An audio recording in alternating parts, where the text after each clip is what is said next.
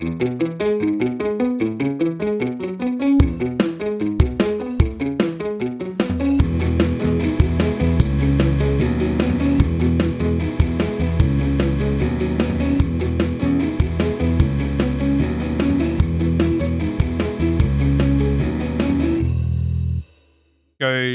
to our team of the year, Mopper. Do you want to run through from back to front? Yeah, let's go straight in between the sticks. We can't go past what a year this has been for Patrick Beach. It's a real breakout year for him. A-League champion, Socceroo debut, and outstanding form for City, and not only in the A-League but the Asian Champions League as well, and absolutely did himself all the favours in the world, didn't he, with another great performance with his debut for the Socceroos with plaudits aplomb. So I think he's been the most consistent, most outstanding keeper of the year.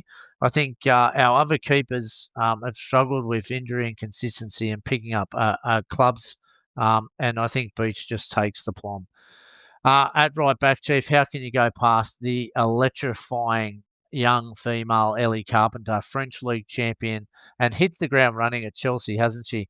Uh, we looked at that move at the start of the year and thought, "Wow, what a move this is going to be!" And really, a Matildas rock, isn't she? At the right back, she's just electrifying on all levels, and is performing well in the Champions League as well. So no one can take that right back spot away. I think she's outstanding candidate for right back. I think for Ellie as well, that sometimes because she is so consistent and she has been doing it so well, people take that for granted as well because she performs at such a high level. And look, even as you mentioned, at Chelsea, we thought that Lucy Bronze might be a bit of a challenge in that position, but then we just see her move further forward because they see the importance of having her in the team. Absolutely. And what about this for a centre back pair? Circati, consistent form in Serie A. Very good for the Socceroos. Captain's armband this year and captain's armband now for his club in Parma. What an outstanding breakout year this bloke's had, and really enforcing himself in the Socceroos. You cannot go much better than playing at that level, at higher standard in the Serie A.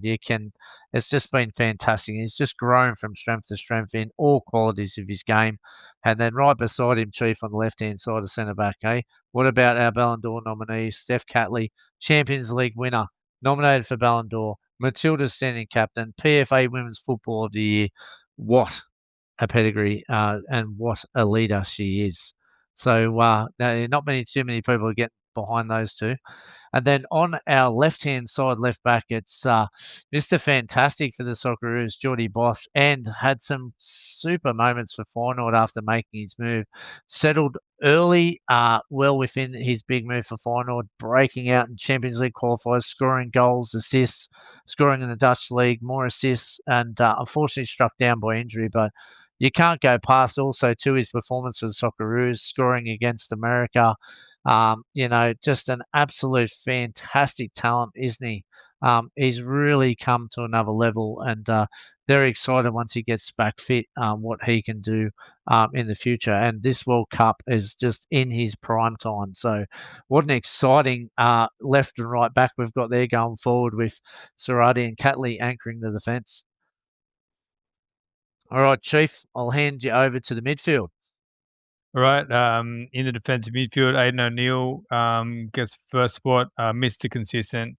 For the Socceroos, he's also fitted in seamlessly since his move to New York City in his first season in the MLS. He does come under criticism, particularly for the Socceroos, but when you look back and compare to other players in that position, I think he's been the most consistent throughout 2025. Kyra Cooney-Cross gets the other spot in holding midfield, although I know that you would like to see her further forward, mate. Champions League winner and now starting regularly for Arsenal, becoming a really key player for the Matildas.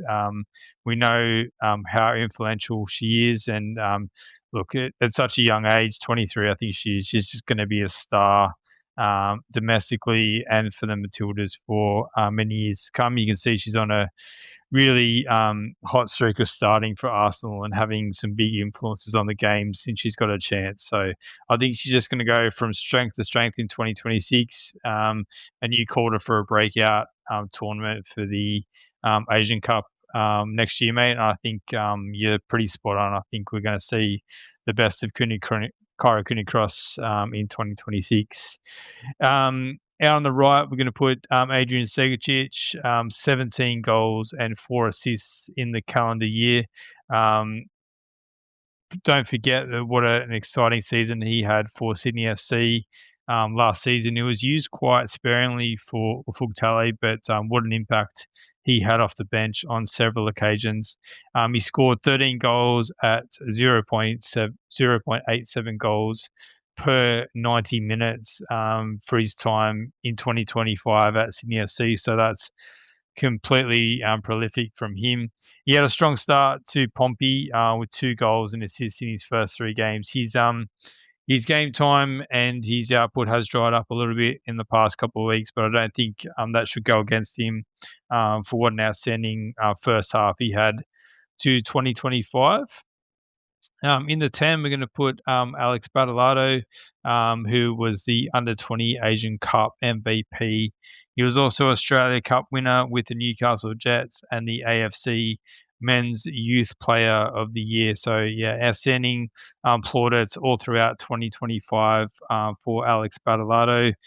We've seen what an excitement machine he is when he's on, and he'll continue to perform very well for his team, the Newcastle Jets, and wouldn't be shocked if he's there and thereabouts for the Socceroos, but probably needs to uptick his form a little bit for the Jets. But a very, very good 2025 for Alex Badalado. Caitlin Ford is going to play off the left. Obviously, Champions League winner with Arsenal, had 6 goals and 2 assists across all competitions. Such a solid player for the Matildas and for Arsenal throughout 2025. Leading the line, this was a bit of a talking point, wasn't it, mate? We weren't sure who was going to get the nod. We've had some good strikers, but do you want to announce who we've picked to lead the line? Well, we've picked Zach Sabsford because of his goal output, 13 goals and 6 assists in the calendar year, and contribution for his club, Dundee United, and obviously Western Sydney Wanderers. Unfortunately, he hasn't been picked in the Socceroos, but we don't want to discount that because of some of the key goals he's scored against some big clubs in Scotland, and is really building. There's a couple of boys that are on level par, and we'll talk about them on the bench, but I think Zach Sabsford probably can find himself the unluckiest player not to be picked for the Socceroos this year. But he's in our top 11 because we feel like he should be there, and his performances should be recognised, what he's doing in Scotland, scoring against some big clubs, and doing a consistent job over there, and is having a fantastic breakout year in his first year in Europe. We also, too, Chief, we've got some very well-performed players on the bench. Yep. First one is Gianni Stensnes, obviously champion there in Norway after he came back from his ACL injury. Cammy Devlin, regarded by some as the best player in Scotland this season, probably didn't make the starting 11 because he didn't have the same output at the back end of last season, but he's certainly been very good to start this domestic campaign. Keanu Bacchus, League Cup winner with St Mirren. And then we had Patrick Yazbek, 2025. Sorry? Sorry, mate. I was going to say Irakunda for Aiden O'Neill. Oh, yeah. Nestor Irankunda. That's right. Nestor Irankunda in there, so for his performances for Watford. Then we had Patrick Yazbek, 2025 Open Cup winner, and has become a bit of a regular with Socceroos. Mohamed Toure, he was probably the one we were debating for the striking position. 9 goals and 5 assists throughout 2025 for him, but really starting to break out as the main player for the Socceroos. Ivy Luik, we mentioned before, Swedish champion.